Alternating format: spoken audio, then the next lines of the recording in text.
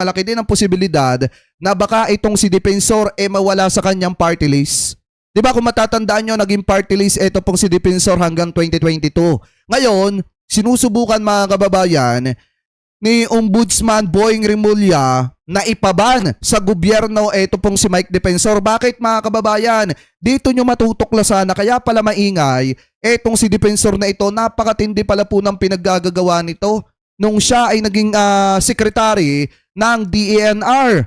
Napakatindi pala ng mga claim nito mga kababayan dahil ito po pala allegedly ay CEO ng isang mining company. So ngayon, eto na. Basahin po natin itong nakita po nating balita galing po sa Abante. Una sa balita, sabi po dito, Boying Remulla bet ipaban sa gobyerno si Mike Defensor. Bakit daw mga kababayan? So ngayon kung titingnan nyo, sabi po dito, nais ni Ombudsman Jesus Crispin Boying Remulla na ipaban sa alinmang pwesto sa gobyerno si dating anak kalusugan, party list representative Mike Defensor dahil sa mining claim nito sa iba't ibang panig ng bansa.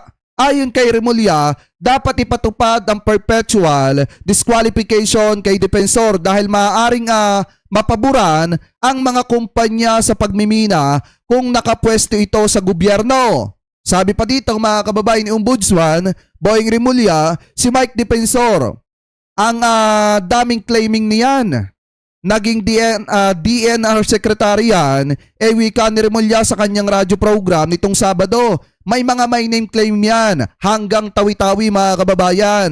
Si Defensor ay naging secretary ng Department of Environment and Natural Resources or etong DNR noong Arroyo administration.